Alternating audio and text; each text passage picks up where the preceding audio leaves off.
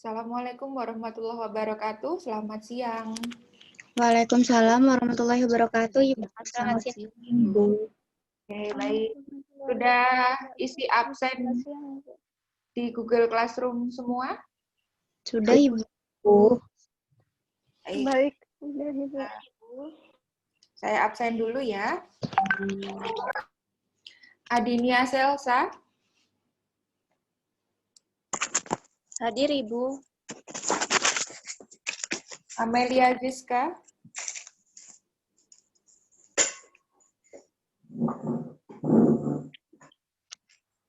Mohon maaf, Ibu. Amelia rumahnya padam, Ibu. Oh ya, tapi ini ada. Oh, masih loading. Bentar. Oh, udah gabung sih. Amelia Ziska, sebentar. Oh, ini ada. Bisa dengar suara saya, Amelia?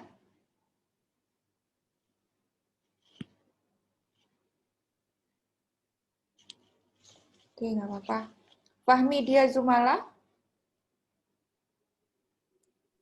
Hadir, Ibu. Hadir, Ibu. Firda Izatul. Hadir, Ibu. Irvina. Hadir, Ibu. Irwanti.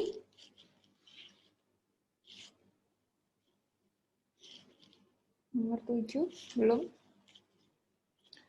Lutfiah Azizatun. Hadir, Ibu. Nadia Rahma.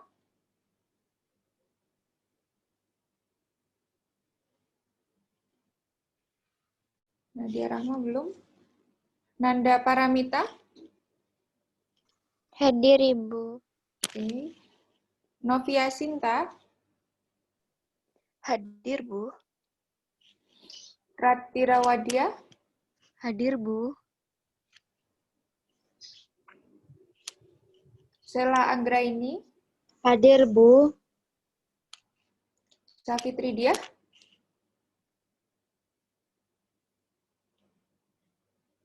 Belum. Ulfatul Alia.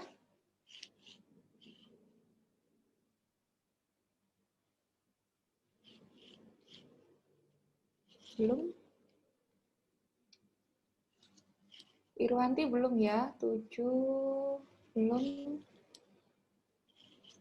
9. Nadia Rahma. Belum. 14. Safitri Dia. Juga belum. Dan Ulfatul Alia. 15. Yang belum gabung 1, 2, 3, 4. Berarti yang ada harusnya 10.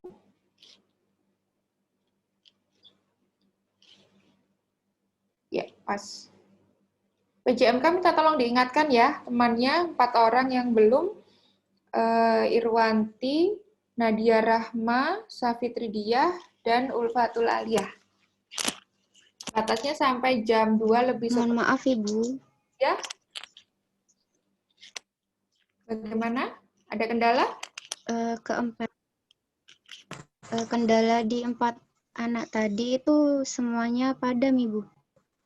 Oh, listriknya padam. Baik, nanti kalau misalnya sudah dapat akses, bisa menyusul, nanti juga post-testnya tetap wajib dikerjakan ya, absen di Google Classroom kalau bisa juga tetap diisi. Nanti tetap dapat rekaman juga, jadi masih bisa melihat tayangan ulangnya, seperti biasa akan saya upload di Google Classroom. Cuman ini untuk Safitri Diah ini waktunya presentasi, pas waktunya presentasi. 7, 9, 14. Iya, ada satu ini. Nanti penilaiannya saya yang agak kesulitan. Oke, nggak apa-apa. Untuk mempersingkat waktu, hari ini topiknya tentang anatomi sistem reproduksi sesi yang pertama. Bisa diawali dengan presentasi kelompok dulu, dipersilahkan. Baik, terima kasih, Ibu. Saya akan mempersiapkannya. Ya.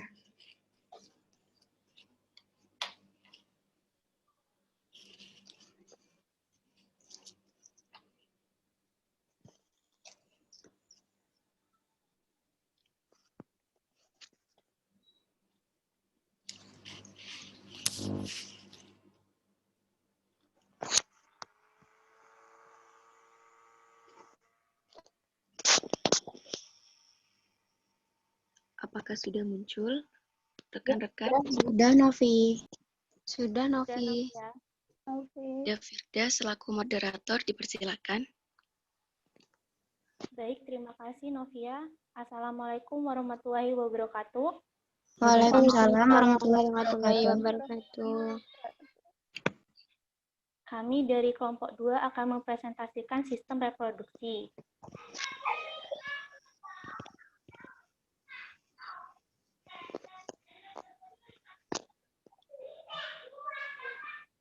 Nah, selanjutnya saya serahkan kepada Novia. Baik, terima kasih Firda. Anatomi organ reproduksi pria. Yang pertama, organ reproduksi pria eksternal yaitu penis. Ada 3 bagian dari penis, yaitu batang atau tubuh. Batang penis berbentuk silinder dan terdiri dari 3 kamar yang berbentuk bundar. Kamar-kamar ini dibentuk dari jaringan khusus yang mirip dengan spons. Yang kedua, kelenjar. Kelenjar juga biasa disebut dengan kepala penis, yang tertutup oleh lapisan kulit kendur yang disebut kulup atau kulit hatan. 3. Skrotum.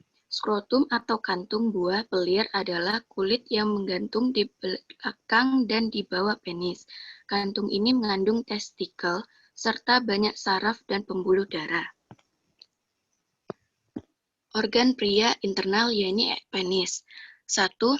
Testikel juga disebut dengan testis, berbentuk oval dan sebesar buah zaitun yang memiliki fungsi untuk memproduksi sperma dan hormon testosteron. 2. Epididymis, berfungsi menyalurkan dan menyimpan sel sperma yang dihasilkan di testis. 3. Vas deferens, berfungsi untuk mengangkut sperma dari epididymis menuju kantong sperma. 4. Uretra pria, juga memiliki fungsi tambahan selain sebagai saluran kemih, yaitu sebagai saluran ejakulasi semen saat pria orgasme. Yang kelima, kelenjar prostat, merupakan struktur berbentuk biji kenari yang terletak di bawah buli-buli di depan dubur, berfungsi mengeluarkan cairan yang melindungi dan menutrisi sperma. Fisiologi pada reproduksi laki-laki. 1. Proses spermatogenesis. Spermatogenesis adalah proses perkembangan spermatogonia menjadi spermatozoa dan berlangsung sekitar 64 hari atau lebih atau kurang 4 hari. Selanjutnya akan dilanjutkan oleh Firda. Baik, saya lanjutkan. Yang kedua yaitu mekanisme ekresi penis. Ekresi adalah salah satu fungsi vaskular korpus cavernosus di bawah pengendalian SSO. Jika penis lunak, stimulus simpatis terhadap anterior penis menyebabkan kontriksi sebagian organ ini, sehingga aliran darah yang melalui penis tetap dan hanya sedikit darah yang masuk ke sinusoid cavernosum. 2. Saat stimulasi mental atau seksual, stimulus parasimpatis menyebabkan vasodilatasi arteriol yang memasuki penis. 3. Sinoid. Sinoid corpus cavernosum berdistensi karena berisi darah dan menekan vena yang dikelilingi tunika albuginea non-distensi. 4. Setelah ejakulasi, impuls simpatis menyebabkan terjadinya vasokonstriksi arteri dan darah akan mengalir ke vena untuk di bawah menjauhi korpus. Yang ketiga yaitu ejakulasi. Ejakulasi merupakan titik kulminasi aksi seksual pada laki-laki. Semen diejakulasi melalui serangkaian semprotan, yaitu 1. Impuls simpatis dari pusat refleks medula spinalis menjalar di sepanjang saraf spinal lumbal atau L1 dan L2 menuju organ genital dan menyebabkan kontraksi peristaltik dalam kultus testis, epididymis, dan kultus deferens. 2. Impuls parasimpatis menjalar pada saraf pudendal dan menyebabkan otot bulbocavernosum pada dasar penis berkontraksi secara berirama. 3. Kontraksi yang stimulan pada vesiculae minalis prostat, dan kelenjar bulboretral menyebabkan terjadinya sekresi cairan seminal yang bercampur dengan sperma. Yang keempat, kuantitas dan komposisi semen. 1. Volume ejakulasi berkisar antara 1 mili sampai 10 mili, rata-rata 3 mili. 2. Semen diejakulasi dalam bentuk cairan kental berwarna abu-abu kekuningan dengan pH 6,8 sampai 8,8. 3. Bagian pertama ejakulasi mengandung spermatozoa, cairan epididimal, dan sekresi kelenjar prostat dan bulboretral.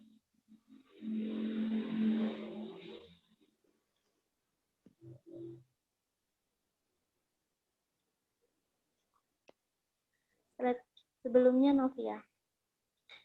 Nah, kelainan reproduksi pada pria yaitu yang pertama hipogonadisme. Hipogonadisme merupakan penurunan fungsi testis yang disebabkan oleh gangguan interaksi hormon. Yang kedua, triptohidimis. Triptohidimis merupakan kegagalan dari satu atau kedua testis untuk turun dari rongga abdomen ke dalam skrotum pada waktu bayi. Yang ketiga, prostatitis. Dan yang prostatitis yaitu merupakan peradangan prostat.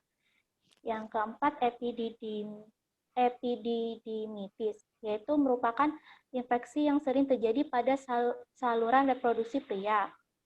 Yang kelima, ortritis. Ortritis merupakan peradangan pada testis yang disebabkan oleh virus parotitis. Yang keenam, uretritis. Uretritis merupakan peradangan uretra dengan gejala rasa gatal pada penis dan sering buang air kecil. Selanjutnya, Novia. Berikut adalah contoh-contoh dari penyakit-penyakit tersebut.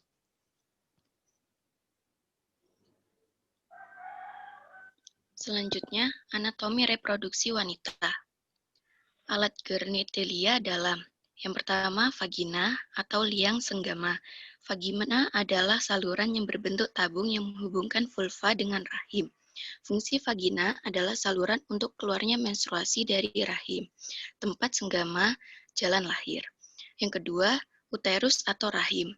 Uterus merupakan suatu organ muskular berbentuk seperti pir yang terletak di antara kandung kencing dan rektum. Berfungsi dalam pengeluaran darah haid dengan ditandai adanya perubahan dan pelepasan dari endometrium. Yang ketiga, tuba fallopi atau saluran telur. Tuba fallopi terdapat pada tepi atau ligamentum flatum, berjalan ke arah lateral, kornu uteri kanan dan kiri. Fungsi dari tuba fallopi adalah menangkap dan membawa ovum dari ovarium ke uterus. Yang keempat, ovarium atau indung telur. Ovarium homolog dengan testis pada pria. Ovarium berbentuk oval dan terletak pada dinding panggul bagian lateral yang disebut fossa ovarium. Ovarium ada dua, yaitu terletak di kiri dan kanan uterus. Fungsi ovarium adalah sebagai mengeluarkan hormon progesteron dan estrogen, mengeluarkan telur setiap bulan. Yang kedua, alat genitalia luar atau eksterna. Alat genitalia eksterna yang terdiri dari 1. Mons veneris, 2. Labia mayora, 3. Labia minora, 4. Klitoris, 5. Vulva, 6. Bulbus vestibuli sinistra et dextra, yang ketujuh introitus vagina, yang 8. Perineum. Yang ketiga, anatomi payudara. Pada payudara terdapat 3 bagian utama, yaitu korpus atau badan, yaitu bagian yang membesar, areola, yaitu bagian kehitaman di tengah, papila atau puting, yaitu bagian yang menonjol di puncak payudara.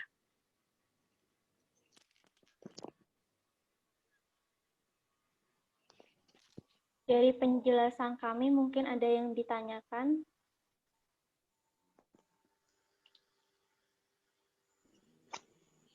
Maaf, izin bertanya. Izin Silakan, bertanya Mala. kelompok. Izin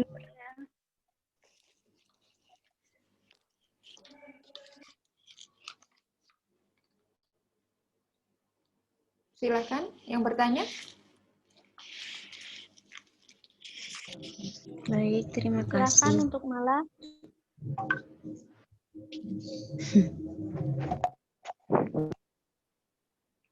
apa faktor menyebabkan seorang pria bisa kena herpes genital dan cangkit, dan apakah itu terjadi pada laki saja, dan bagaimana cara menyembuhkan serta mencegah? Bagaimana terjadi?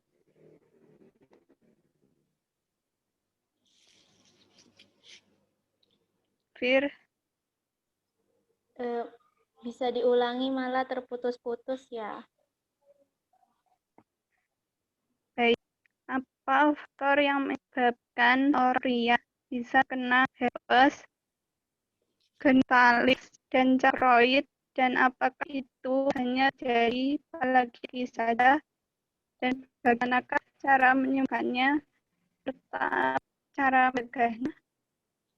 Bagaimana? Baik, Mala, akan kami tampung dulu. Mungkin yang lain? Firda izin bertanya. Izin bertanya, Firda. Baik, saya persilakan untuk Irvina dulu. Terima kasih. Tadi di slide keempat, di tubuh atau batang memiliki 3 kamar. Apa saja kamar tersebut dan jika terdapat fungsinya bisa dilengkapi. Terima kasih. Terima kasih Irvina atas pertanyaannya. Selanjutnya untuk Stella. Firda izin bertanya. Granuloma inguinal merupakan penyakit yang disebabkan oleh apa dan apa yang dirasakan penderita penyakit tersebut? Baik, Stella, terima kasih. Untuk sesi pertanyaan saya tutup sementara. Selanjutnya akan dibuka lagi setelah sesi kedua.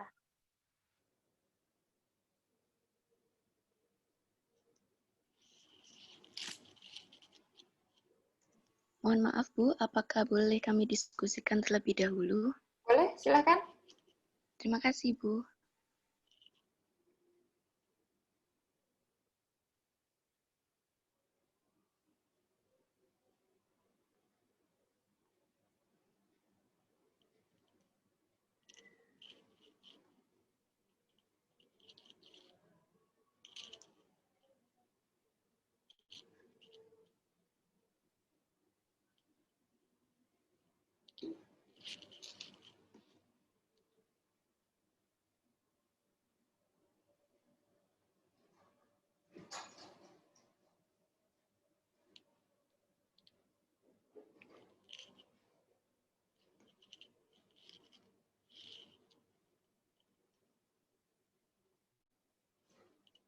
Berdiskusinya lewat apa? Chatting? Benar, Ibu. Oh, Benar, Ibu. oke. Biar nggak bosen sambil nunggu temennya diskusi, mungkin yang koneksinya tidak ada trouble, videonya bisa dinyalakan. Kita dokumentasi, saya screenshot dulu, kita foto bareng dulu. Biar nggak bosen. Pasang tampang yang cantik. Kita posisi formal dulu. Yang belum aktif, Irvina, mungkin teknis kali ya, nggak apa-apa. Oke, sudah siap? Bentar, Ibu, saya keluar terlebih dahulu, Ibu. Ada kesalahan. Kenapa? Saya keluar dari Zoom terlebih dahulu, Ibu. Ada kesalahan. Oke, kita tunggu kalau gitu. Silakan. Baik, Ibu. Biar nggak ngantuk ya, biar nggak bosen juga tiap hari ketemu sama saya.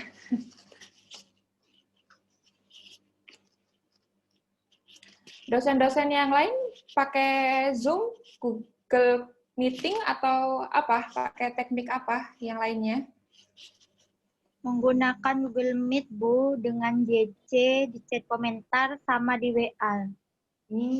Ada yang memakai grup WA berarti untuk diskusinya? Enggak, Ibu. Ada. Oke. Masing-masing dosen mungkin memang memiliki gayanya masing-masing, punya cara teknik masing-masing, bukan untuk kita ini ya, bukan untuk mana yang lebih atau mana yang kurang, tapi ya semuanya dijalani aja. Memang dituntut untuk banyak belajar mandirinya, banyak membacanya. Kalau ada yang kurang dipahami, jangan malu atau jangan sungkan, jangan bosan untuk bertanya. Gitu ya, dengan teknik model apapun. Baik, Ibu. Baik, Ibu. Sudah? Terima kasih. Tinggal Firda. Mau nyala videonya? Jaringannya? Oke. Amelia Zizka, ada orangnya? Biar bagus hasilnya. Oke. Oke, saya hitung ya. 1, 2, 3, senyum. Loh, goyang. Siapa? Amelia. Ulangi ya. 1, 2, 3. Oke, sekarang boleh gaya bebas. Terserah, boleh begini, boleh begini, boleh begini, boleh begini, terserah. Oke. 1, 2, 3. Oke. Udah cukup ya. Baik, Ibu. Terima kasih, Ibu. Silahkan. Kalau ada yang bisa dijawab.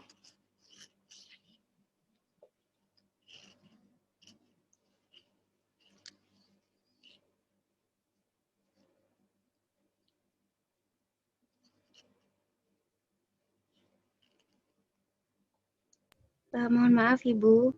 Ya. Gimana? Apa saya boleh bertanya di luar materi, Ibu?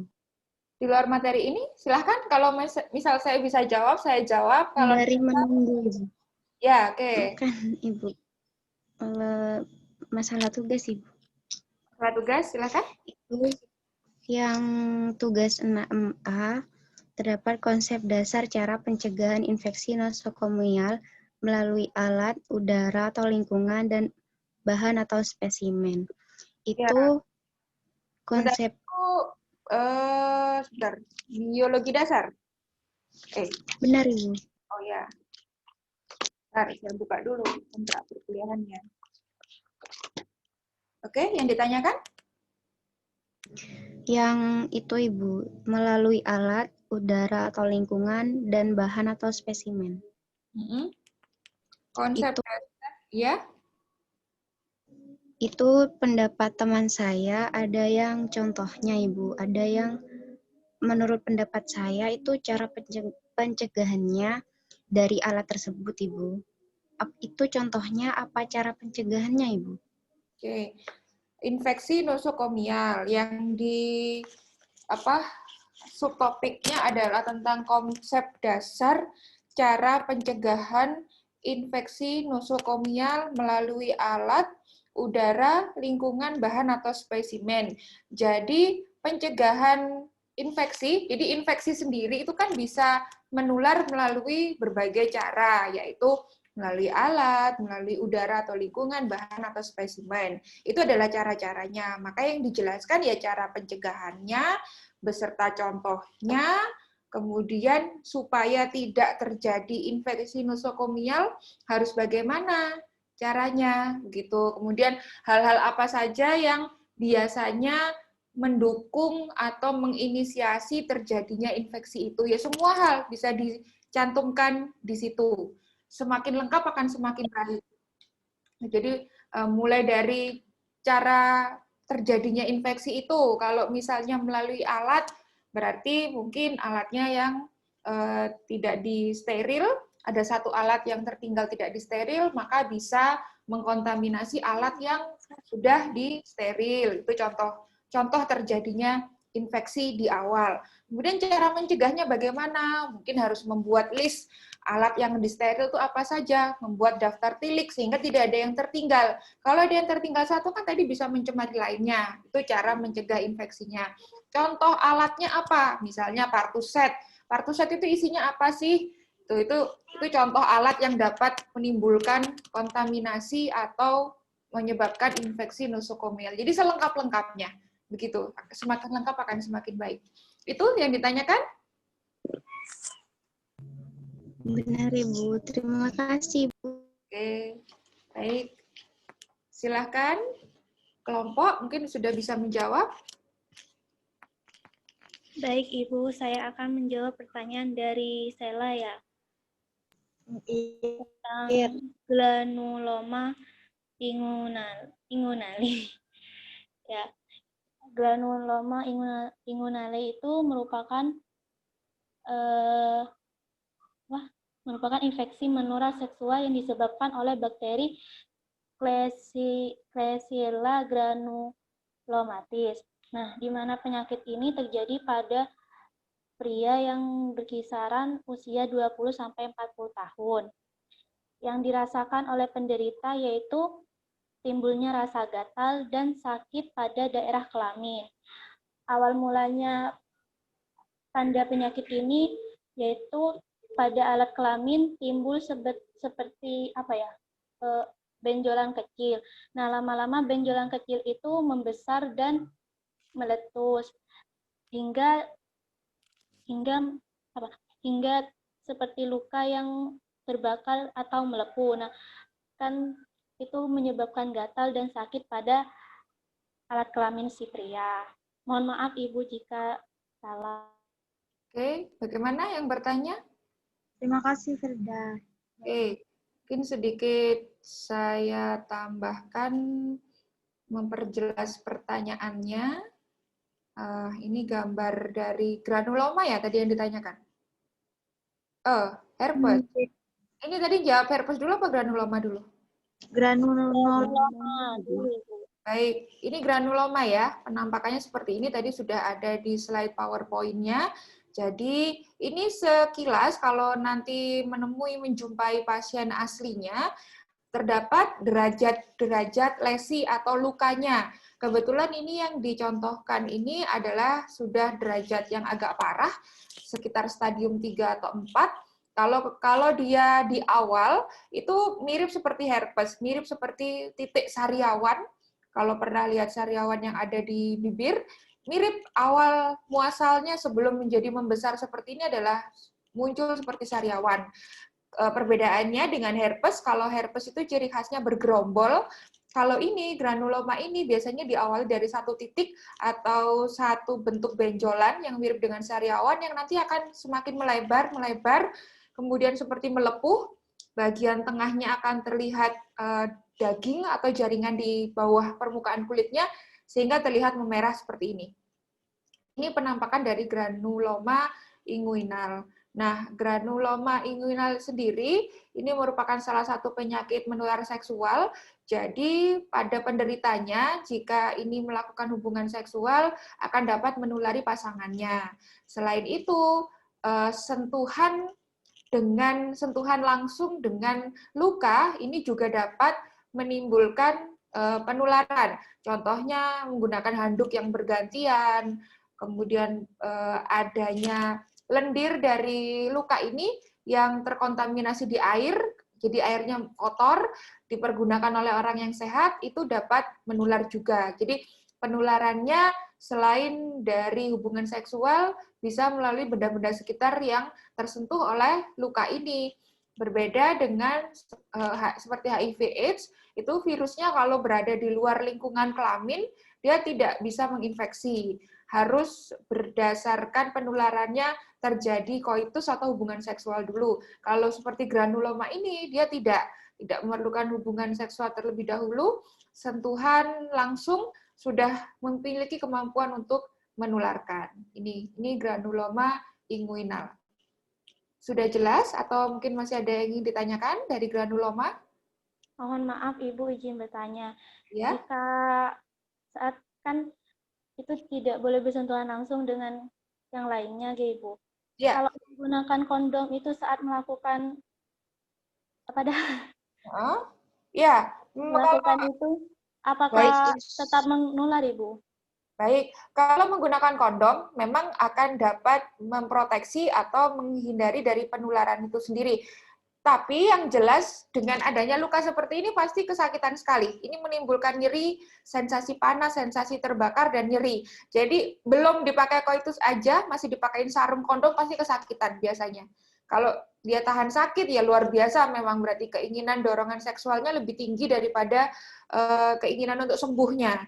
Kalau dia berpikiran yang benar, harusnya yang pertama diutamakan adalah keinginan untuk sembuhnya terlebih dahulu. Yang pasti ini nyeri sekali, yang pasti harusnya puasa dulu, tidak boleh hubungan seks. Tapi kalau memang dorongan seksualnya cenderung tidak dapat dikendalikan, ya bisa saja dilakukan hubungan koitus dengan menggunakan kondom. Cuman ya kembali ya ke masing-masing apakah mampu menahan rasa sakitnya atau tidak. Biasanya sih sakit sekali. Kalau laki-laki kesakitan ada bagian yang nyeri seperti ini, akan ada gangguan ereksi juga biasanya. Yang tadinya dapat ereksi dengan sempurna, maksimal, biasanya tidak bisa. Maka hubungan seksual pun rasanya kok akan mengalami banyak gangguan. Gitu. Kalau diberi kondom, apakah memproteksi? Memproteksi. Tapi apakah bisa dilanjutkan hubungan seksualnya dengan kondisi yang seperti ini? Itu yang akan subjektif sekali masing-masing kasus, tergantung derajat lesi atau lukanya. Begitu. Begitu? Baik, Bisa. Ibu. Oke. Baik, Ibu. Terima kasih. Ya, masih ada lagi tentang granuloma? Sudah jelas, Ibu. Baik, silakan bisa dilanjut ke pertanyaan selanjutnya. Izin menjawab, Ibu. Ya, silakan. Pertanyaan dari Irvina. Apakah pertanyaannya mengenai 3 kamar pada tubuh batang testis, ya, Firna?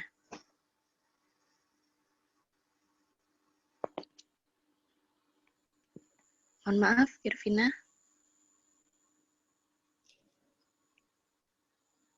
Mohon maaf, Bu, penanya tidak... Ya, nggak apa-apa.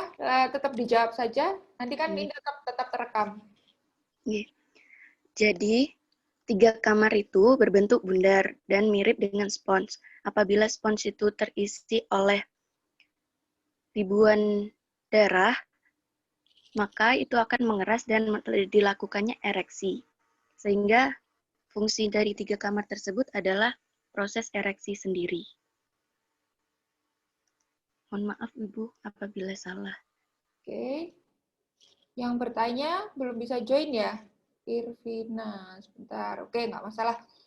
Baik, saya akan menambahkan. Tadi sudah ada di slide juga, slide yang ini.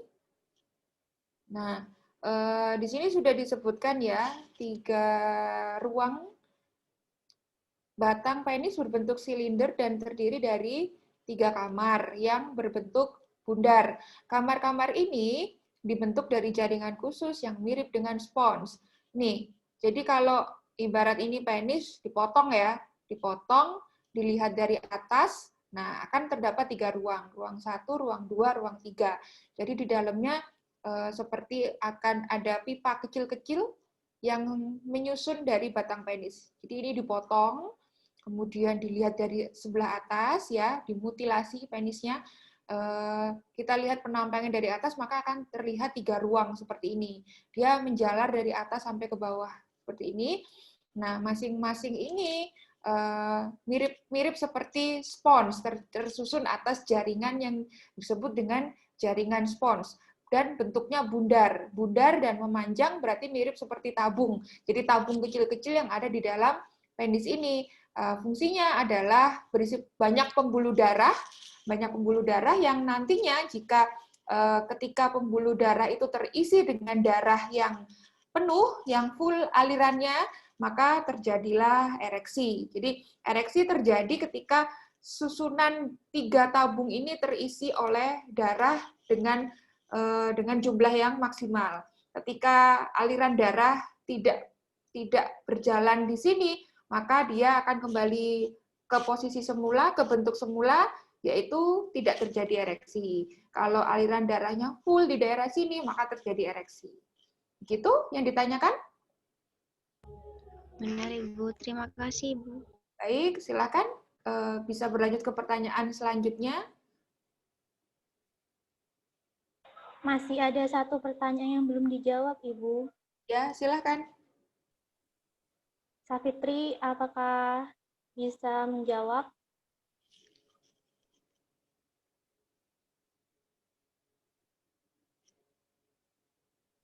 Mohon maaf Ibu, Syafitri gangguan sinyal. Bagaimana nggih, Bu? Ya, ada anggota kelompok lain yang bisa membantu menjawab? Baik, Bu. Baik, Ibu. Tidak menjawabnya, Ibu. Ya, silakan. Hamidia, apakah pertanyaannya mengenai herpes dan penyebabnya?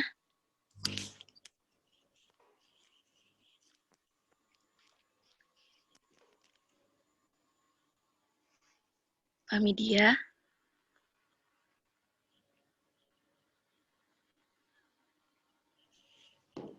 Iya. Baik, seperti yang kita ketahui, herpes adalah penyakit kelamin yang menular. Sehingga apabila berhubungan seks, ada kemungkinan kita juga tertular, baik untuk pria maupun wanita. Sehingga penyebabnya adalah kurangnya terjaga kebersihannya kita sendiri. Penyakit ini disebabkan oleh virus, yaitu virus herpes simplex, sehingga hal ini bisa terjadi oleh pria maupun wanita. Mohon maaf Ibu jika kurang lengkap penjelasannya. Oke, baik. Saya share screen lagi PowerPoint dari temannya untuk memperjelas tentang herpes. Oke, jadi ini adalah, tadi di PowerPoint temannya sudah ada, ini adalah gambaran herpes. Walaupun bukan gambar asli, nggak apa-apa, ini sudah mencerminkan adanya gerombolan ya, ciri khas utama herpes yang membedakan dengan penyakit kelamin yang lain, kalau herpes adalah pasti bergerombol seperti ini. Jadi dia berbentuk koloni, kecil-kecil, saling berdekatan, dan sama berisi, dia bentol-bentolnya ini berisi air, dan setiap ada yang pecah, itu dapat menulari di sekitarnya, ataupun mengkontaminasi jika dengan vagina, maka dapat menulari pasangannya. Nah, herpes ini yang perlu diwaspadai jika dia terjadinya sering atau sangat berulang ya, berulang-berulang lambat laun, dia dapat memicu ke arah keganasan atau kanker. Jadi cikal bakal muasalnya kanker, salah satunya adalah dari herpes yang terjadinya berulang-ulang. Terus berulang-ulang, maka dia akan bisa mengindikasi ke arah kanker atau ke arah keganasan. Karena kita ketahui bersama, untuk CA cervix itu adalah penyebabnya herpes tipe 16. Kalau herpes genitalis ini penyebabnya adalah virus herpes tipe 12. Jadi masih satu keluarga, sama-sama tipenya adalah herpes. Kalau yang herpes 12 adalah menyebabkan herpes genitalis, kalau herpes tipe 16 adalah penyebab kanker serviks. Nah, karena mereka ini masih satu keluarga herpes, maka terjadinya herpes genitalis di sekitar alat kelamin baik pria maupun wanita jika terjadi berulang-ulang terus-menerus dalam jangka waktu yang lama, lambat laun dapat memicu terjadinya kanker di sekitar alat vagina, bisa di serviks atau di bagian yang lain, bisa di vulvanya, bisa di sekitar himetnya, bisa di labia, atau kalau di cowok bisa di skrotum, bisa di batang, macam-macam. Lokasi kankernya tidak dapat diprediksi sebelumnya. Nanti kalau sudah menjadi kanker, baru tahu kankernya lokasinya ada di mana. Begitu. Kemudian untuk herpes sendiri, ini karena melihat keganasannya yang mengarah kepada kanker, ini sudah ada vaksinnya sekarang. Jadi dibandingkan penyakit-penyakit yang lain yang pengobatannya dengan antibiotik, untuk herpes ini sudah ada vaksinnya. Berbeda dengan jenis penyakit kelamin yang lain yang tidak memiliki vaksin. Hal ini salah satunya adalah dilatar belakangi karena keganasannya tadi yang bisa mengarah ke kanker, sehingga kemudian sampai dibuat ada vaksinnya. Dan ini juga menular melalui hubungan seks maupun tidak. Jadi adanya percikan air, misalnya ini bentol-bentolnya ini ada yang pecah karena digaruk atau karena bergesekan, maka itu airnya ini sudah dapat menularkan kepada pasangan atau kepada bagian tubuh yang lainnya. Itu tentang herpes. Masih ada yang ingin ditanyakan atau clear? Jelas? Jelas, Ibu. Ibu. Baik, silakan. Bisa dibuka pertanyaan selanjutnya, mungkin. Masih ada waktunya ini. Baik, saya buka sesi pertanyaan. Mungkin ada yang mau ditanyakan lagi. Izin bertanya kelompok. Baik, Ratira. Yang dimaksud vascular corpus cavernosum dan SSO adalah? Jelas? Baik, Ratira, jelas. Terima kasih. Mungkin yang Kelompok. Sebentar, pertanyaan yang pertama tadi bisa diulangi? Yang dimaksud vascular corpus cavernosum dan SSO adalah? Begitu, Ibu. Ya, silakan. Oke, lanjut. Izin bertanya, kelompok. baik, Amel, silahkan. Apa penyebab dari kanker payudara itu serta pengobatannya bagaimana? Dan jika Bumil mengalami kanker payudara apa yang terjadi? Jelas. Jelas, Amel. Terima kasih. Sama-sama, Amel. Mungkin yang lainnya. Firda, izin bertanya. Baik, Sela, silahkan. Jika ternyata kualitas sperma kurang baik, apakah jenis pengobatan yang dapat mencegah infertilitas? Baik, Sela.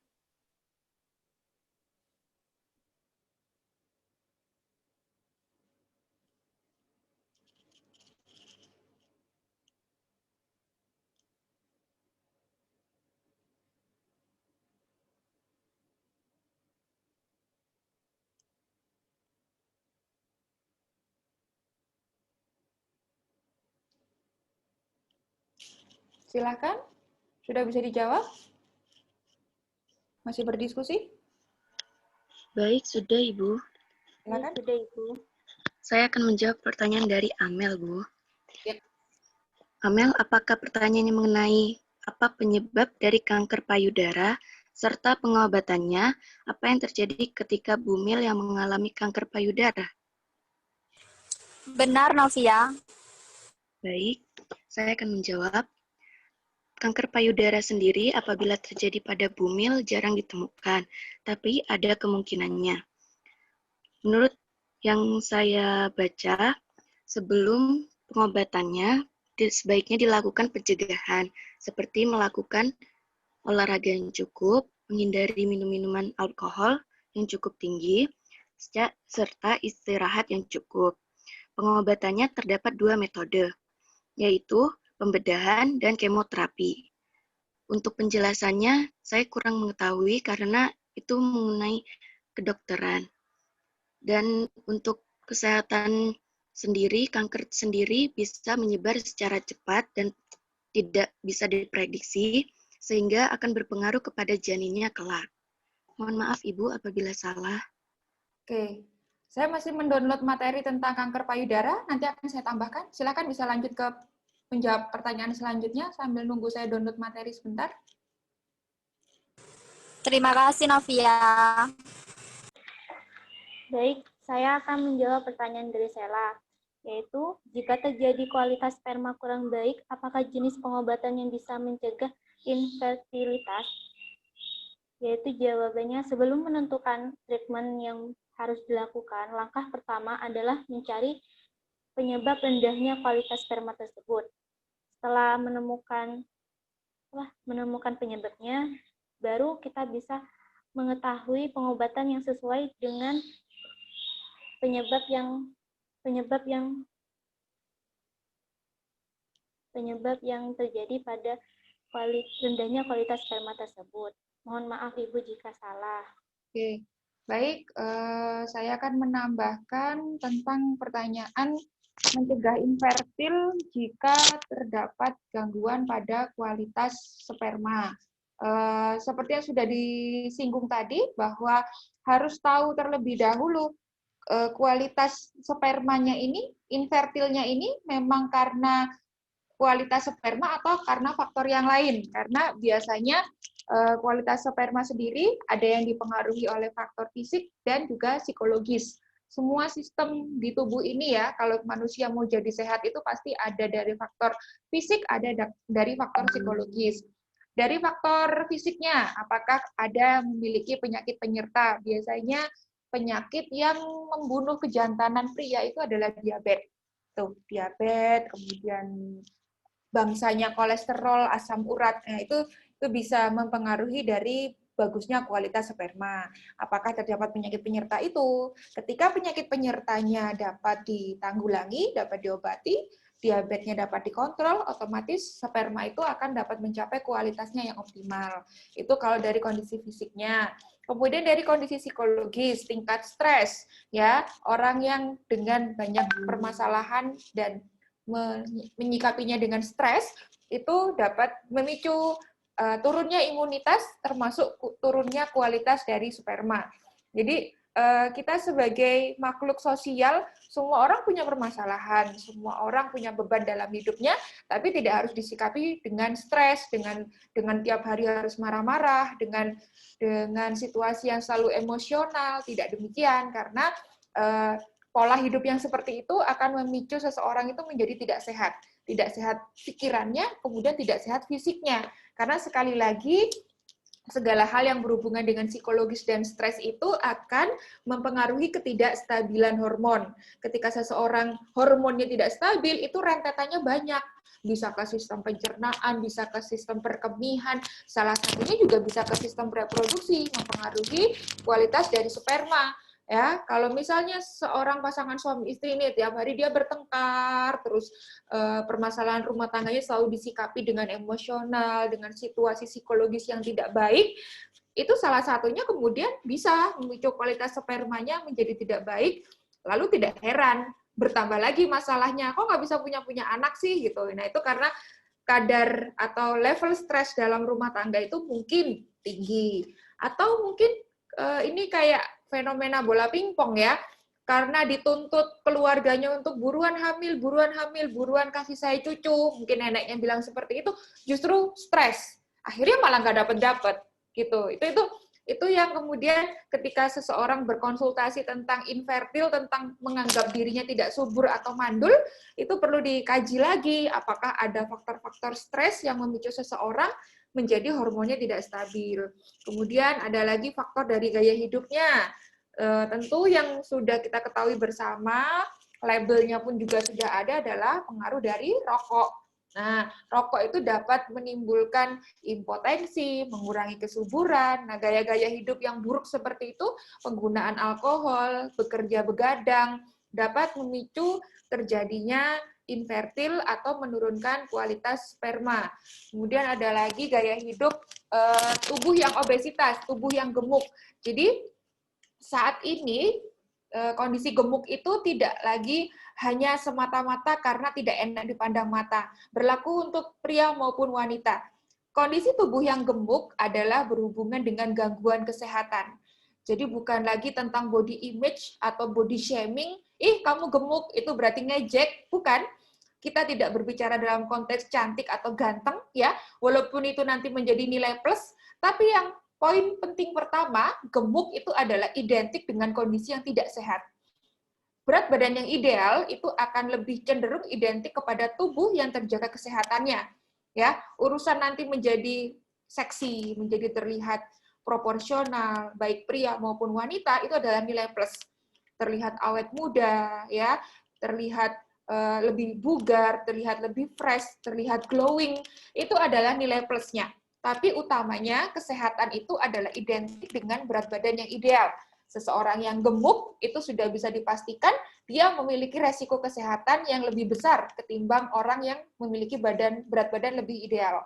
Salah satunya resikonya adalah menyangkut sistem reproduksi. Jadi tidak heran bahwa pasangan yang kemudian berkonsultasi tentang kesuburannya, saya sulit punya anak, saya merasa saya infertil, saya meragukan kualitas sperma atau kualitas ovum, jika kemudian dokter satu hal yang dapat dilihat oleh kasat mata, salah satu pasangan itu gemuk, maka pasti perintahnya salah satunya adalah menurunkan berat badan atau mengembalikan kepada berat badan yang ideal dulu dengan harapan tubuhnya terpicu menjadi sehat. Ketika tubuhnya terpicu menjadi sehat, kualitas sperma itu dapat menjadi bagus dengan sendirinya sebelum nanti kita beralih kepada pengobatan farmakologi yang dapat membantu meningkatkan kualitas sperma. Kalau untuk kandungan obat yang dapat menambah kualitas sperma, itu adalah golongan zinc. Jadi obat-obatan yang mengandung zinc maupun makanan yang mengandung zinc itu yang berpengaruh baik kepada sperma dan juga tinggi protein. Tentu kalau tinggi protein sepertinya bukan ke pengobatan tapi lebih kepada terapi. Itu pertanyaannya bisa terjawab atau mungkin ada yang masih dibingungkan, masih ingin ditanyakan, silakan. Sudah, Ibu. Oke, baik. Saya akan menyambung tentang kanker payudara. Oke, ini saya ambil, materi ini adalah saya ambil dari guru saya di Malang ya, tentang kanker payudara. Ini nanti akan ada beberapa contoh gambaran dari kanker payudara.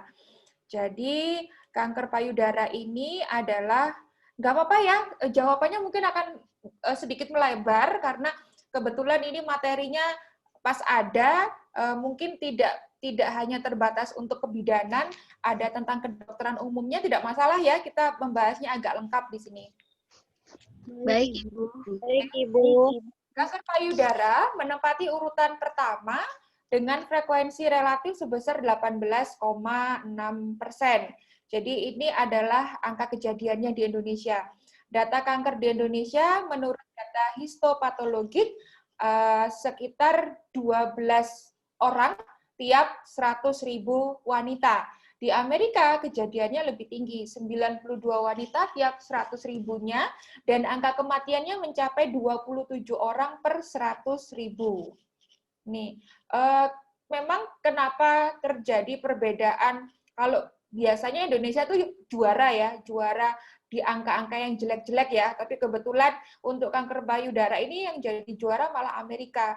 Ini kenapa? Salah satunya adalah karena kanker payudara itu identik dengan terjadi pada wanita yang tidak melakukan pernikahan, tidak memutuskan untuk tidak menikah, tidak hamil. Jadi sistem reproduksinya, dia memutuskan sistem reproduksinya emang nggak digunakan. Nah, itu akan dapat mempertinggi angka kejadian peluang terjadinya kanker payudara. Nah, di Amerika kita ketahui sendiri banyak wanita yang memutuskan untuk full berkarir dan tidak menginginkan pernikahan, tidak mau terikat dalam hubungan pernikahan, sehingga tidak heran kalau angka kejadian kanker payudaranya lebih tinggi di Amerika daripada di Indonesia. Kalau di Indonesia nggak usah diiming-iming, begitu usianya lewat dari 17 aja udah otomatis yang dipikirin adalah menikah.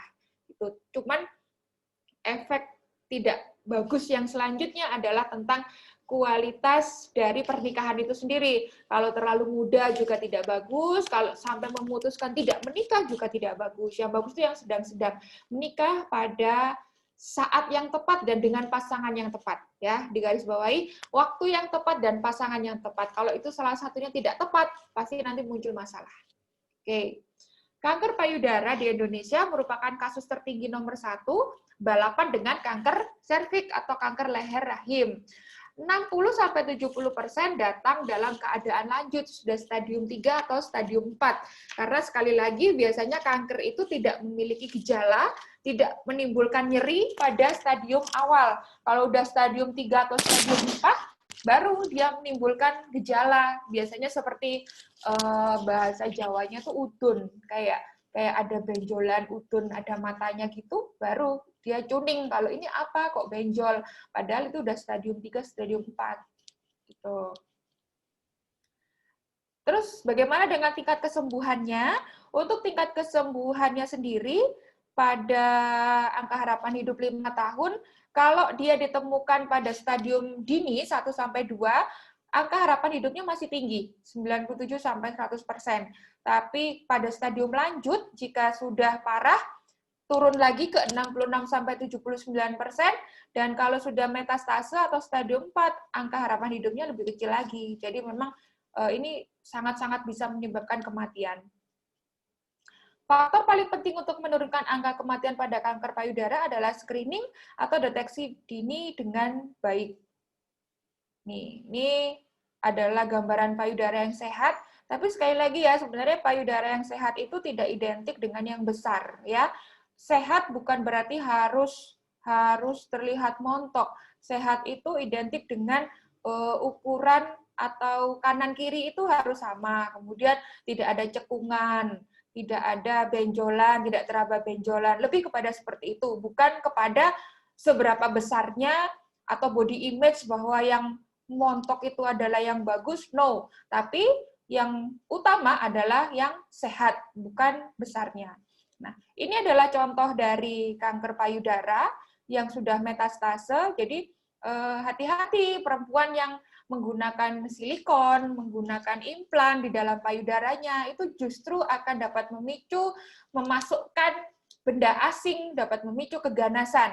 Nanti kalau sudah terjadi seperti ini, ya nggak usah berharap akan tampak seperti ini bisa sehat aja udah syukur, tapi kalau udah kayak gini, rasanya sudah tidak mungkin untuk bisa kembali normal. Nah ini masih orang yang sama, tampak dari samping. Nah, problema kanker di Indonesia, pengetahuan masyarakat masih kurang, kemudian juga terlambat datang ke rumah sakit, tidak adanya screening massal, takut dengan tindakan pembedahan, kemudian banyak pengobatan alternatif yang menyesatkan, dikasih apa, diboboi, dikasih jamu-jamu, dipijat, bahkan yang justru bukan malah menyembuhkan, malah lebih dapat memperparah. Kemudian provider kesehatan yang juga masih kurang pengetahuan, fasilitas kesehatan yang masih tertinggal, dan faktor sosial, ekonomi, kultural. Mengapa kanker payudara semakin banyak ditemukan? Karena jumlah penduduk yang semakin banyak, usia harapan hidup yang meningkat, kesadaran masyarakat untuk memeriksakan diri semakin tinggi, pembiayaan jaminan kesehatan, informasi media massa dan medsos yang semakin luas, jadi pasiennya itu makin pinter, alat diagnostik juga makin canggih, luas, dan relatif murah. Sehingga semakin banyak orang itu melakukan screening atau memeriksakan dengan kesadaran, memeriksakan dirinya, itu akan semakin banyak kasus kanker payudara yang dapat ditemukan. Nah, kalau terlambatnya biasanya karena apa? Tidak mengerti kalau mengidap kanker karena tidak menimbulkan rasa sakit.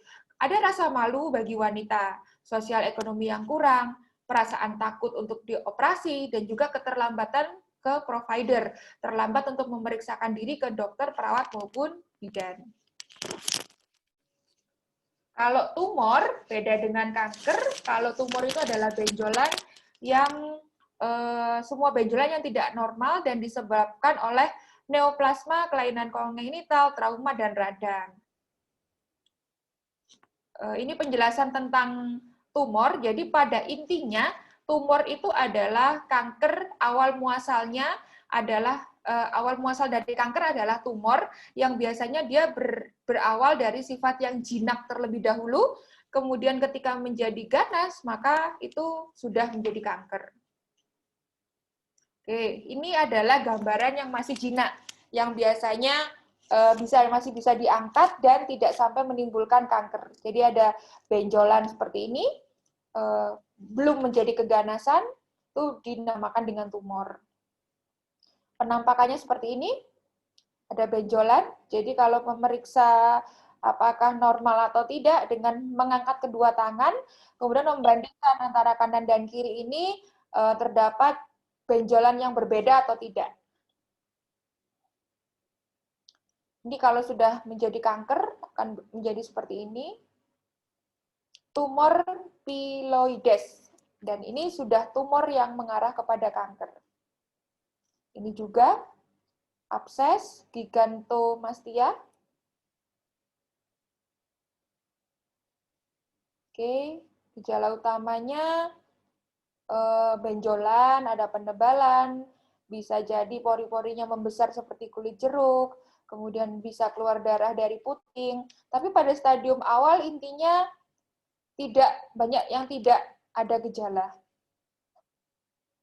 Nih, ini yang perlu hati-hati. Jadi seperti kulit jeruk begini yang perlu diwaspadai. Timbulnya luka atau ulkus. Ya. Ini adalah beberapa penampakan yang harus diwaspadai pada kondisi yang mengarah kepada kanker. Ini kalau sudah menyebar ke paru, ini operasi pengangkatan payudara. Ini masih bisa dilakukan kalau dia di stadium 1 atau 2. Oke. Nanti akan saya bagi ya, bisa dibaca sendiri. Oke, dari sini tentang kanker payudara. Cukup menjawab pertanyaan tadi, atau masih ada yang ingin ditanyakan tentang kanker payudara? Cukup? Izin bertanya, Ibu. Ya, silakan. Untuk pasien yang terkena kanker payudara yang di bawah usia 17 tahun, apa ada, Ibu? Di bawah usia 17 tahun ada? Jawabannya ada karena salah satu penyebab dari kanker payudara adalah faktor genetik atau keturunan. Jadi hati-hati, screening yang paling mudah dilakukan itu adalah melihat dari garis keturunan ayah maupun ibu, apakah ada saudara-saudaranya yang pernah ada riwayat meninggal atau mengidap kanker payudara, karena itu dapat berpengaruh secara genetik. Kalau tingkat kedekatan genetiknya makin dekat, katakanlah nggak ngedoain ya, ini contoh aja, misalnya ibu kandungnya itu menderita kanker payudara, maka hati-hati pada anak perempuan, karena kan tingkat genetik keeratannya kan dekat banget. Nah, itu bisa terjadi sebelum usia 17 tahun muncul kanker payudaranya bisa. Tuh. Jadi mulai sekarang kalau menikah, pasangannya cowoknya yang ditanya bukan lagi udah makan apa belum ya, jangan cuma itu yang ditanya lagi ngapain atau lagi ada di mana, mulai screening ke keluarganya ya. Itu adalah salah satu hal penting yang harus menjadi bahan pertimbangan. Kira-kira kalau saya lanjut, keturunan saya nanti beresiko atau tidak. Nah, itu adalah pemikiran yang smart, pemikiran seorang mahasiswa kebidanan dalam menseleksi pacarnya. Beda dengan kalau yang bukan kuliah di kebidanan. Gitu harusnya ya. Manfaatnya ada di situ kuliah kebidanan. Gitu kira-kira? Itu setelah diangkat apa masih bisa tumbuh kembali, Bu, atau tidak? Tergantung dari stadiumnya ya. Kalau dia masih ada di stadium awal, tingkat kesembuhannya adalah 100%, bisa sembuh sempurna. Bahkan yang pernah melakukan operasi angkat payudara sebelum muncul gejala adalah artis Angelina Jolie. Jadi artis Angelina Jolie itu melakukan screening dia keseluruhan tubuhnya, karena memang kalau di luar negeri orang sangat ini ya perhatian dengan tubuhnya, teknologi juga lebih canggih, kemudian dari faktor ekonomi juga mampu, kan nggak mungkin ya hal-hal screening yang menyangkut peralatan canggih itu pasti tidak terjangkau oleh ekonomi menengah ke bawah, pasti membutuhkan biaya yang tinggi. Nah, Angelina Jolie ketika itu adalah menyadari bahwa di garis keturunan ibunya itu ada resiko kanker payudara. Jadi ibunya punya kanker payudara dan udah nggak ada, waktu itu udah meninggal. Kemudian budenya itu memiliki kanker payudara tapi belum sampai meninggal. Nah, dia mulai aware, wah saya nih gimana nih, ibu saya kanker payudara, bude saya kanker payudara, apakah saya memiliki bakat? Nah, dia kemudian melakukan pemeriksaan gen. Apakah memiliki bakat genetik ada kanker payudara? Ternyata dari hasil pemeriksaan dia punya gen itu, walaupun gennya tuh masih diem, masih belum memproduksi sinyal-sinyal terjadinya kanker. Jadi payudaranya masih sehat, dua-duanya masih sehat, nggak ada nyeri, nggak ada gejala apapun, tapi dengan melakukan pemeriksaan genetik, diketahui dia memiliki bakat, ada garis keturunannya dari garis keturunan terdeteksi memang keluarganya ada keturunan kanker payudara, kemudian ketika pemeriksaan genetik memang ada bakat kanker payudara di dalam tubuhnya, di dalam gennya. Dia kemudian tidak menunggu itu ada pemicu, jadi begitu ada gen kan nunggu pemicu biasanya ya. Begitu kita imunnya turun, gaya hidupnya jelek, maka gen ini tadi akan langsung berubah menjadi kanker. Kalau kita sehat, sluman-slumun selamat ya, kata orang Jawa, ya nggak jadi kanker, tapi kan itu gambling. Angelina Jolie tidak mau gambling, tidak mau mengambil resiko itu. Begitu ditemukan gen kanker, dia memutuskan, dokter, angkat payudara saya keduanya, jadi supaya kalaupun gen ini nanti terpicu, dia mau jadi kanker di sebelah mana, orang payudaranya udah nggak ada. Kan gitu. Akhirnya dia di stop mata rantainya dari situ. Sehingga kemudian setelah pengangkatan itu ya dia sehat sampai sekarang gitu. Dia sudah terbebas dari rasa was-was untuk menurunkan kanker payudara untuk dirinya sendiri maupun untuk keturunannya. Ya, harapannya dapat memutus rantainya di situ.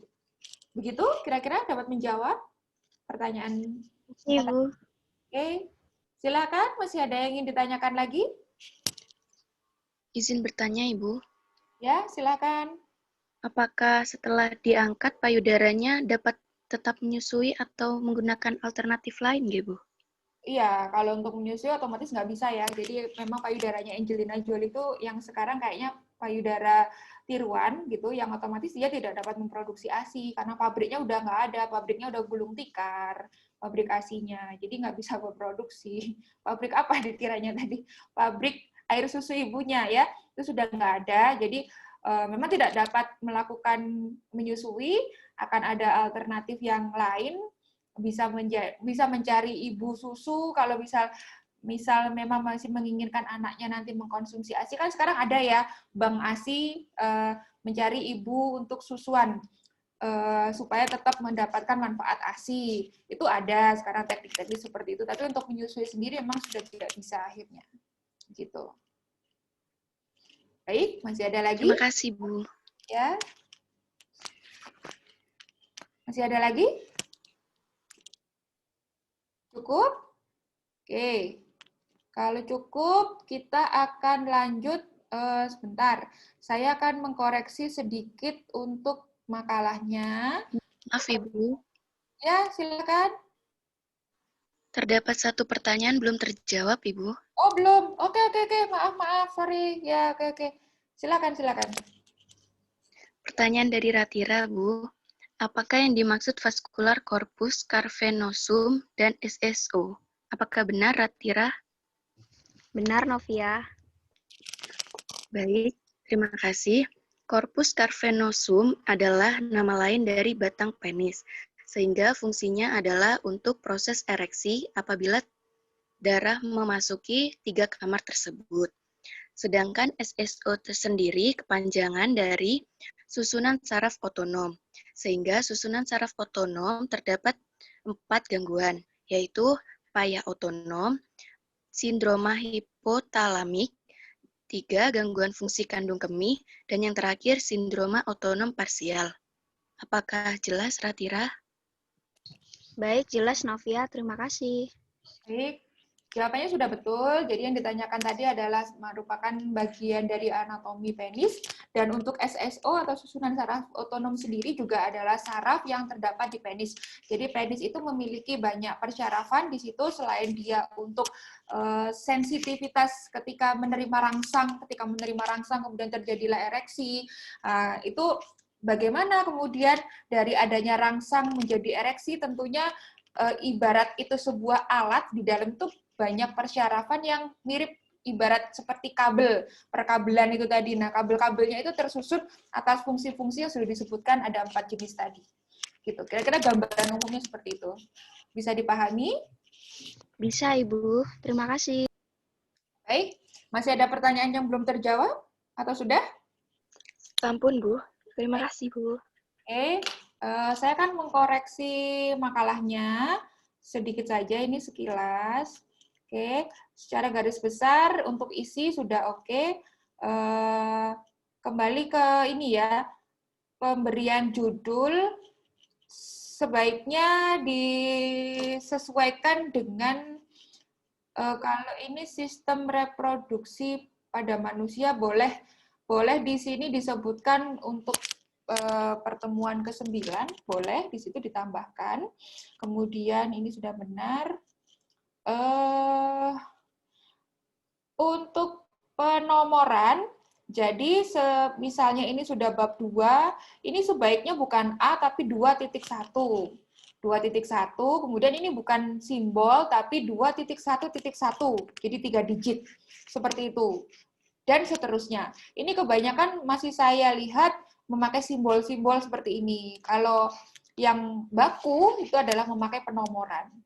Jadi bukan B, tapi ini 2.2, seperti itu. 2.2.1, kemudian ini menjadi angka 1. Kalau penomoran maksimal 3 digit. Gitu, dan seterusnya ke bawah tentang penulisan. Kemudian untuk ke bab 3, penutup kesimpulan ini, seperti yang sudah kemarin-kemarin ya, bahwa kesimpulan harus menjawab tujuan. Jadi kalau tujuan ada 4 poin, kesimpulan juga 4 poin. Seperti itu, harus disesuaikan poinnya. Kemudian untuk saran, bukan saran penulisan, tapi saran untuk kebidanan. Jadi setelah mempelajari ini, saran untuk kebidanan apa? Untuk keilmuan. Untuk daftar pustakanya, bisa ditambahkan yang lebih bagus itu adalah sumber dari buku, bukan dari internet. Gitu. Oke, untuk perbaikan makalahnya itu. Kemudian sekarang saya akan berlanjut ke tambahan materinya, yang ini nanti akan berhubungan dengan tugas post-test. Saya ambil desain dari milik kelompok juga, sambil menunjukkan bagaimana cara menulis PowerPoint yang baik. Kita di sini sistem reproduksi sesi 1 ini akan lebih banyak ke anatomi. Jadi untuk memperdalam pengetahuan dan kejelian pada organ reproduksi pria maupun wanita, saya akan langsung kepada atlasnya. Ini adalah untuk anatomi genitalia eksterna pada wanita. Oke, kita akan bermain tebak gambar. Untuk nomor 1, silakan. Adinia Selsa, bisa dijawab. Nomor 1, isinya?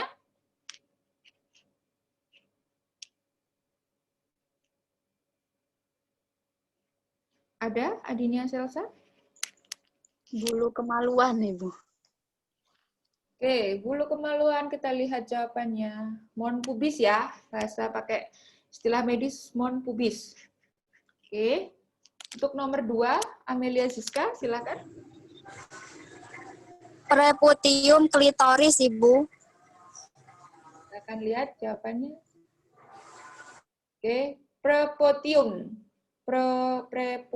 Preputiun. Boleh dibaca preputiun, bisa ada beberapa yang menyebutnya dengan prepetiun. U-nya dibaca E. Boleh preputiun, boleh prepetiun. Klitoris. Untuk nomor 3, silakan, Fahmidia Zumala. Gland klitoris, Bu. Oke, Gland klitoris. gland klitoris. Oke, selanjutnya nomor 4, Firda. Sebentar, Ibu. Ya.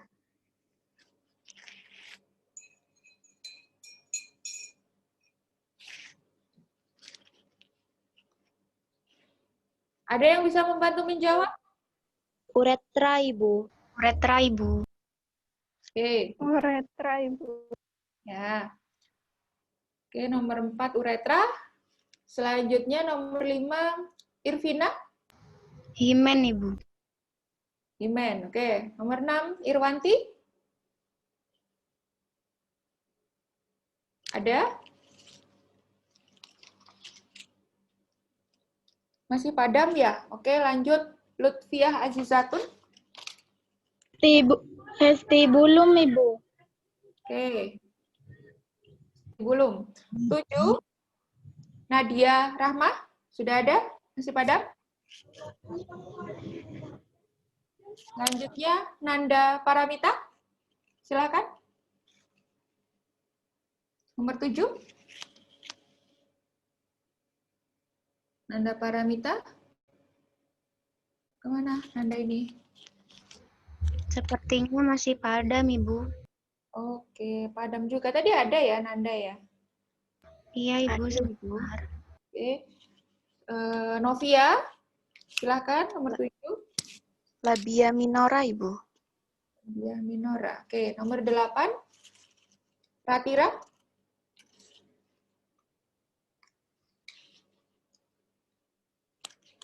Nomor 12. Silakan. Nomor 8 ini dijawab. Nomor 13 izin menjawab, Ibu. Vagina, Ureteral Ibu. opening. Ya, Ibu. Gimana? Nomor 8 ini isinya apa? Jawabannya? Nah, Ibu. Vagina. Ya. Gina, Ibu. Nomor 9, Sela.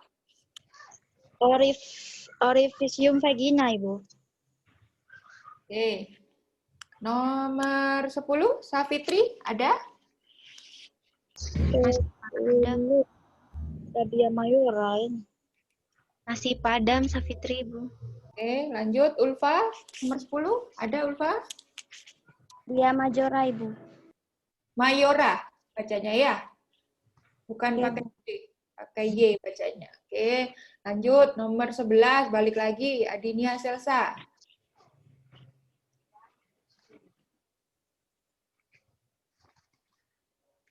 Nomor 11. Kelenjar Bartolin. Kelenjar Bartolini, bacanya ya. Oke, nomor 12, Amelia Zizka, silakan. Rerineum, Ibu. Perineum. Ya, perineum bacanya. Nah, ini adalah bagian yang biasanya robek ketika terjadi persalinan dan dilakukan penjahitan. Adalah di bagian nomor 12 ini, perineum. Lanjut, nomor 13, Fahmi Dia Zumala. Anus. Anif. Nah, gampang ya. Oke, kita lanjut ke milik pria. Nomor 1, silahkan Firda. Enggak. Kak, di gambar itu ya.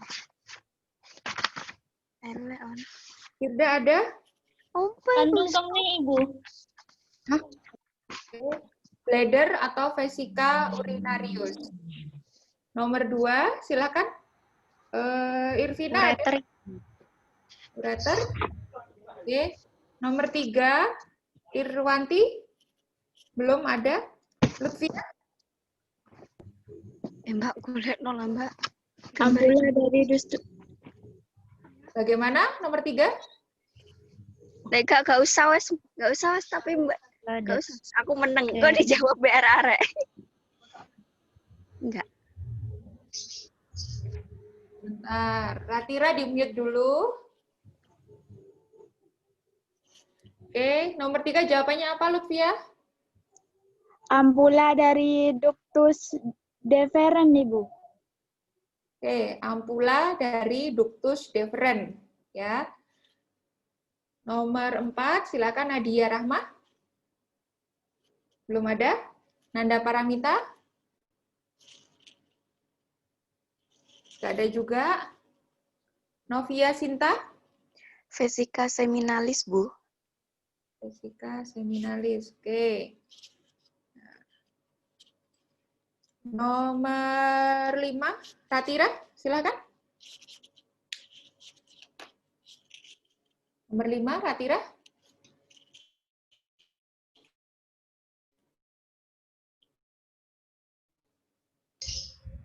Prostat gland, Ibu. Kenapa? Kurang bisa terdengar suaranya? Nomor 5.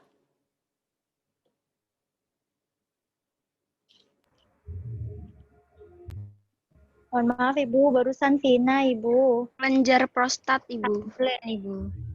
Oke. Prostat gland atau kelenjar prostat. Nomor 6. Sela. Vas deferens, Ibu. Vas deferens. Oke. Nomor 7. Safitri, ada? Belum? Ada, Ibu. Ulfa, nomor 7. Prostatik, Ibu.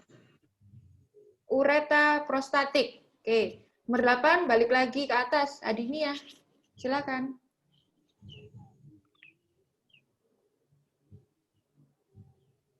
Nomor 8.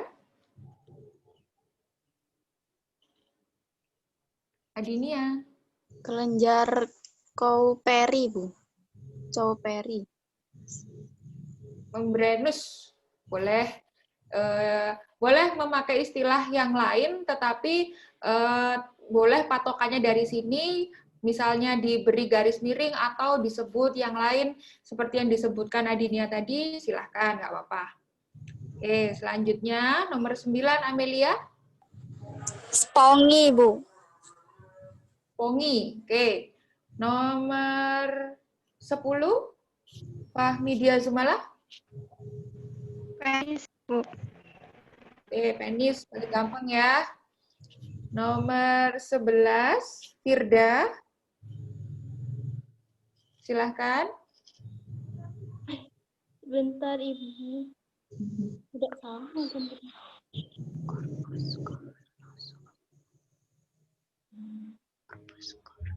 Cavernous.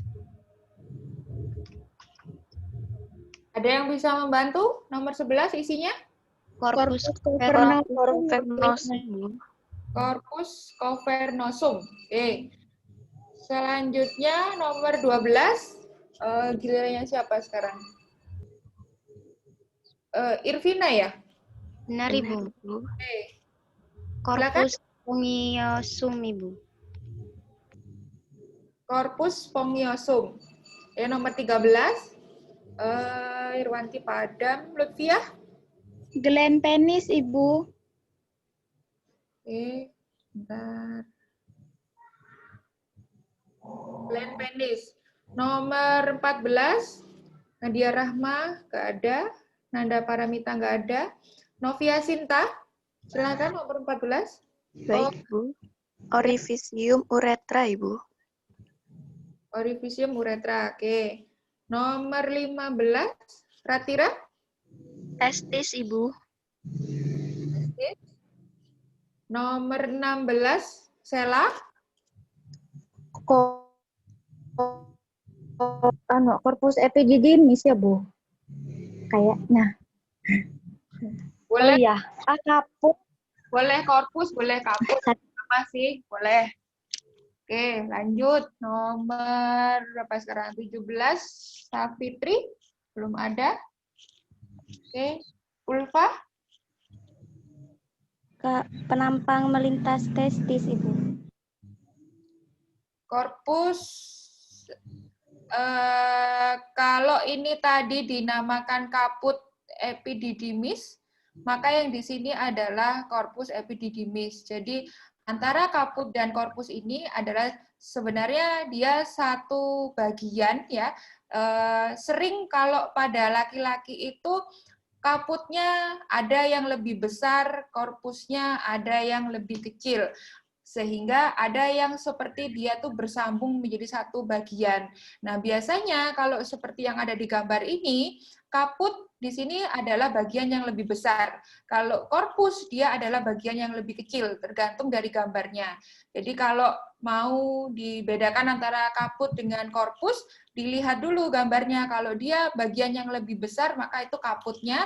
Kalau yang lebih kecil adalah korpus. Jadi benjolannya itu seperti menjadi satu, padahal sebenarnya kalau secara anatomis ada dua. Ini bisa menjadi terbolak-balik, belum tentu kaput yang ada di atas, bisa jadi kaputnya ada yang di bawah jika ini benjolannya ukurannya lebih besar. Begitu. Ya, kalau dalam gambar ini kaputnya adalah yang di atas. Cuman kaput dan korpus ini sebenarnya secara fungsi itu mirip di sini. Secara fungsi mirip, hanya secara bentuknya saja dia terpisah menjadi bagian yang besar dan bagian yang kecil. Oke, kita lanjut ke nomor 18. Ulfa, sudah tadi? Belum ya? Udah, Ibu. Oh, udah. Balik lagi ke atas. Adinia, nomor 18.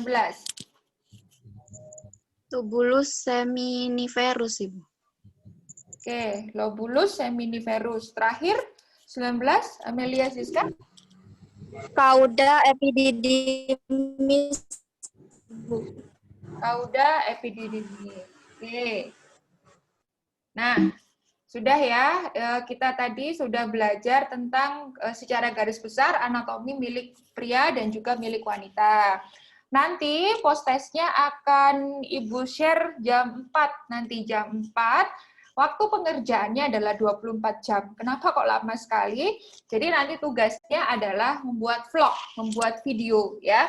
Membuat video adalah menerangkan atau menunjuk bagian yang sudah seperti kita kerjakan bersama-sama tadi ya.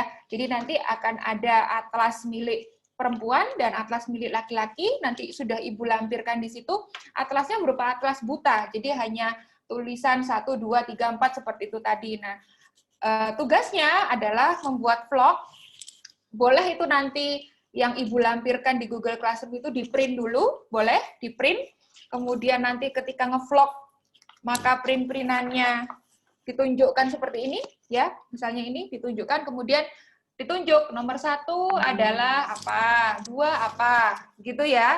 Itu terserah mau di depan, mau di depannya ada kerpean, mau kamu hafalan, terserah tekniknya bagaimana. Tapi otomatis kan dengan begitu mau tidak mau pasti akan membaca, pasti akan memperhatikan, harus tahu yang ditunjuk ini namanya apa, begitu. Nge-vlog. Kalau misalnya nggak ada printer, bagaimana? Boleh pakai laptop. Jadi gambarnya ditayangkan di laptop, jadi yang diangkat begini laptopnya, ya.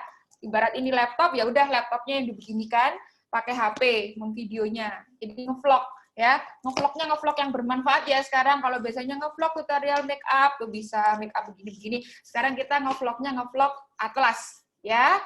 Waktunya boleh 24 jam. Ibu beri kesempatan membuat video yang sebagus dan semenarik mungkin. Kalau misal di depan mau dikasih improvisasi, memperkenalkan diri, kita hari ini akan mengerjakan tugas anatomi fisiologi, boleh. Improvisasi, halo selamat sore Bu Dini, boleh. Terserah mau nge-vlognya kayak gimana.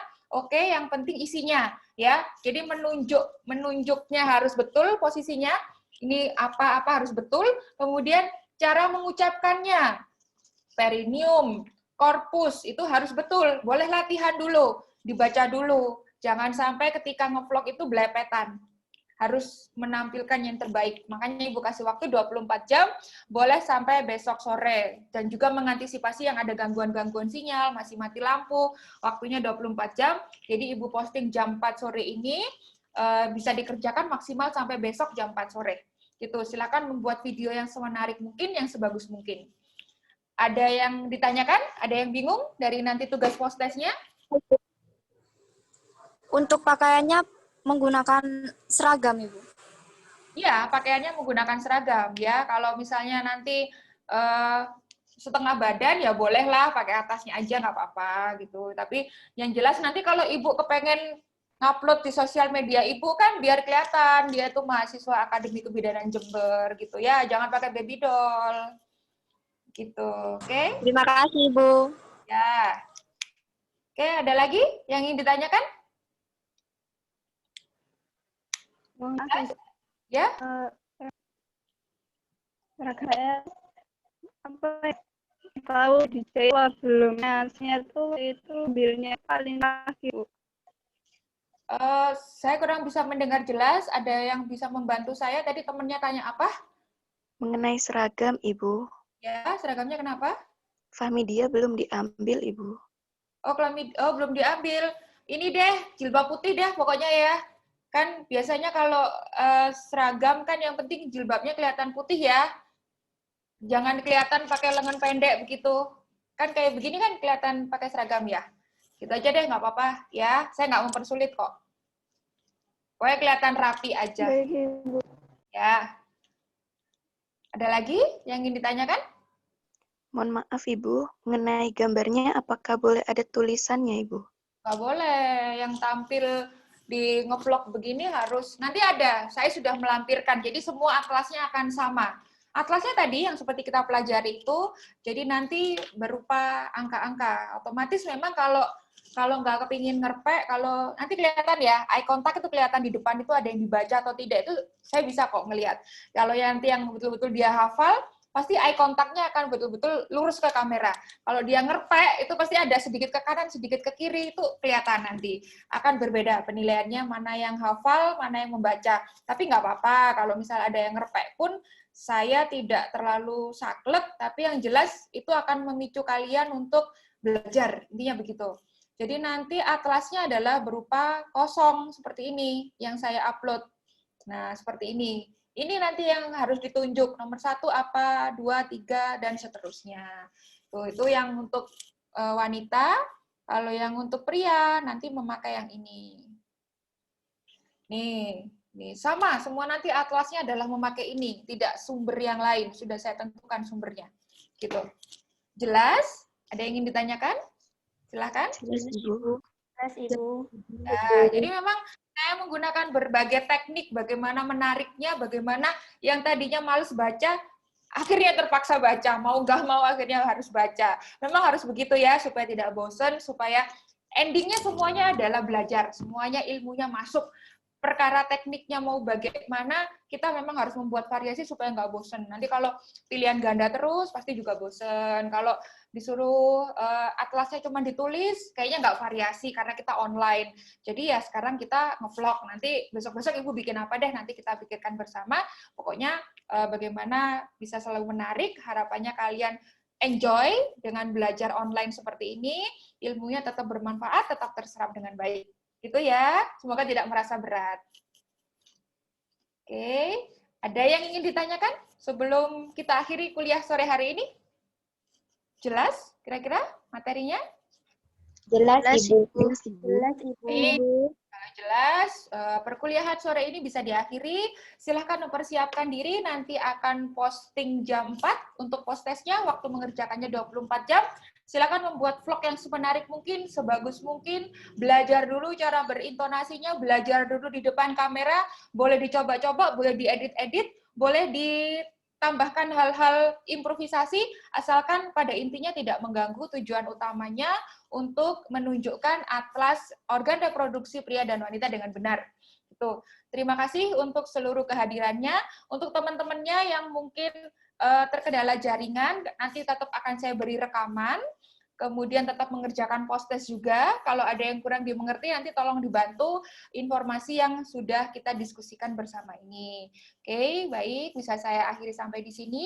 Billahi taufiq wal hidayah. Wassalamualaikum warahmatullahi wabarakatuh. Selamat sore. Waalaikumsalam. Terima kasih, Ibu. Terima kasih, Ibu. Ibu.